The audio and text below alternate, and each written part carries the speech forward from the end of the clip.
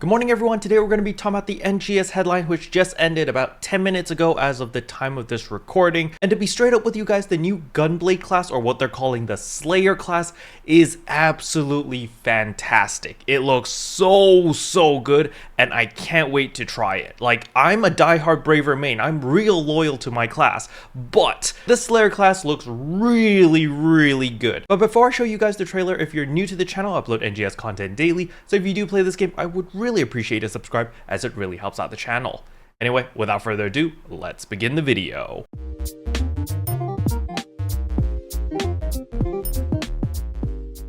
So as I promised, we're gonna jump straight into the Slayer promo video. As you can see over here, the Slayer looks pretty badass. As you can see, new class Slayer, it looks super cool, super badass. I love the whole mecha design to it, and the gunblade looks really cool as well.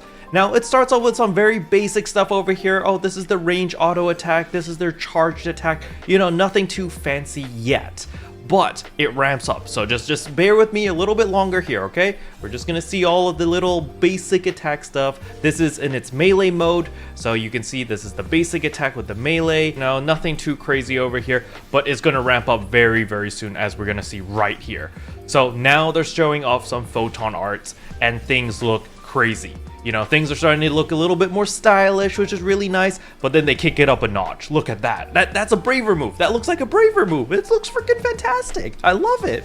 Look at that. Oh my god, it's so flashy. It's so beautiful. It's great. That guy just did a kick. He just did a kick with his gunblade. It's freaking nuts.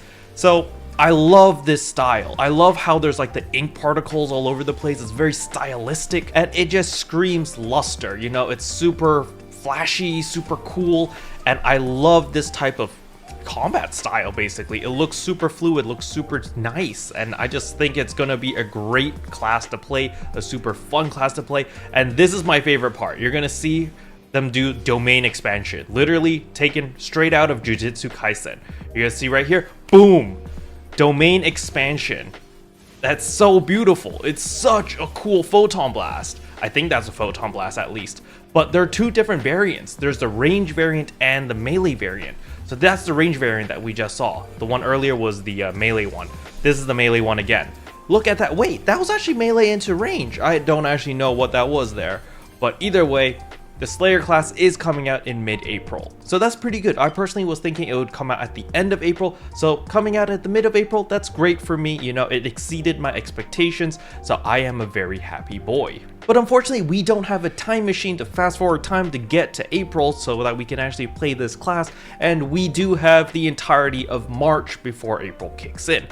And I'm gonna be real honest with you guys. I feel like March is another filler month. I really don't enjoy the cycle of how NGS is kind of like, you've got a really awesome month and then you've got a filler month, then you get an awesome month and you get a filler month. Like, you know, in February we had Darkfall's Aegis. It was a fantastic month to play the game. There was a ton of new loot, there was a ton of new content. It was just really fun to just play the game. However, the content that we're getting in March doesn't excite me as much as the content that's coming out in April, simply because it's kind of the same thing that we've seen over and over again. We got another seasonal event. Yes, hooray, new seasonal event. Shandy has another seasonal shop, you know, seasonal lady's back, and she's got a whole bunch of goodies, which is nice, of course, if you're returning to the game or you're playing catch up. However, if you're like me and you play the game every single day, the shop kind of offers items. You know, you've got your Dreadkeeper Force, which are nice. You've got your Mastery Force, which are also nice. You've got all of your Gigas Capsule Force, which are really nice as well. But once you snatch all of those up, the new seasonal weapon has a really interesting gimmick where it's like the more crits you do, the more defense you get. So it's interesting, I suppose. But if you already worked super hard to get your Neo Astron weapon already, I personally don't see the incentive or why you would want to upgrade to that weapon. I think you would just stick with your Neo Astron weapon, especially if you have a fix on it.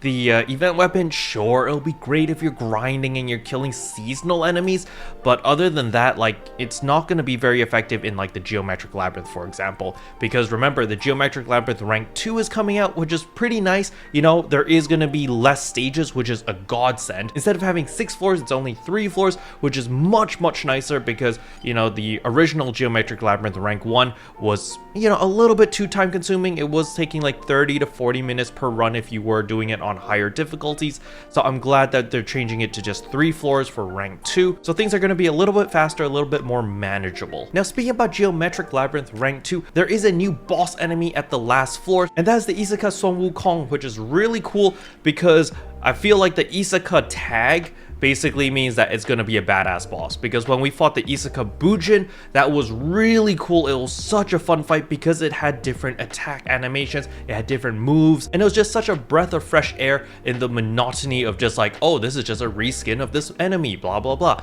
Like, it had new moves. The main move that all Isaka type mobs have is they have this grab, which you cannot counter and you have to sidestep or dodge. If you get hit by this grab, you normally get one shot. So this move that all Isaka mobs have is a love or hate relationship. Some people really hate it because they're so used to countering with weapon action and stuff, and you can't counter this because it's literally a grab. It will grab you and it will one-shot you. So it's gonna be interesting. It's gonna be a learning curve, but I really enjoy it because it's something different. You know, you're not on autopilot when you're farming this guy. You really need to be on your A game when you're fighting the Isaka type mobs because they have the potential to one-shot you. But with that being said, unfortunately they did not show us the loot for Geometric Labyrinth Rank 2, and that is going to be the key component on whether Geometric Labyrinth Rank 2 is going to be a smash hit or an absolute flop. If there are new capsules in the Geo Labs which give 4% potency, then it is going to be an absolute smash hit. People are going to do it regardless whether they like it or not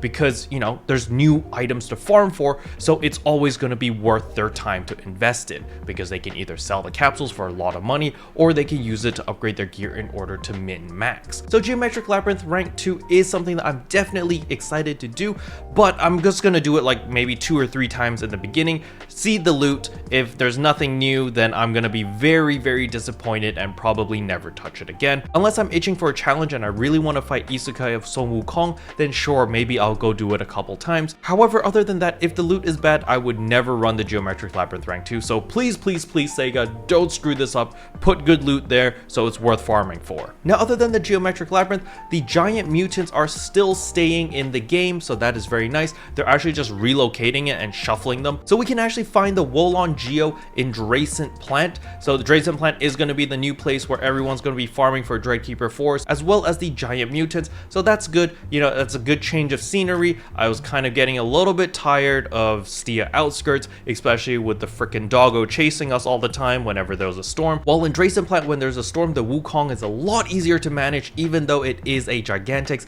it's just so much easier to kill that boss over the silly drill doggo thing that's always chasing us in Stia Outskirts. Now, another really nice thing they're adding to the seasonal event is going to be the limited time event Spring 2023 Scratch. So you can farm for these seasonal scratch tickets by running the limited time quest, and you can use these scratch tickets to pick up a lot of really nice weapon camos as well as outfits. So I'm glad that this is back because this was like the #1 incentive for a lot of people to actually just play the game, because you could farm for star gems, you could farm for cosmetic items, and it was just such a huge incentive to make people want to farm the limited time quest. Now, speaking about the limited time quest, it is reverted back to the normal limited time quest, so it's 8 people, so it is going to be smaller scale. However, nevertheless, it does look pretty fun. It's just, you know, you're on a platform, you kill a bunch of enemies, and it's very straightforward. I think it's going to feel very similar to the previous one that we had. I think it was called the Autumn one, where it was just like a small little room and then you just killed a bunch of mobs and you had to like compete score based on like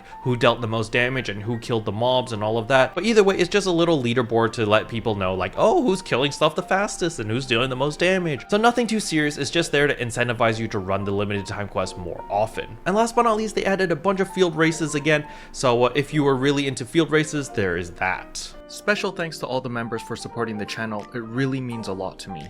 Thank you again. But yeah, that's all I wanted to cover in today's video. Hopefully you guys found it helpful. If you did, I would appreciate a like and a subscribe, and I'll see you guys in tomorrow's video. Bye!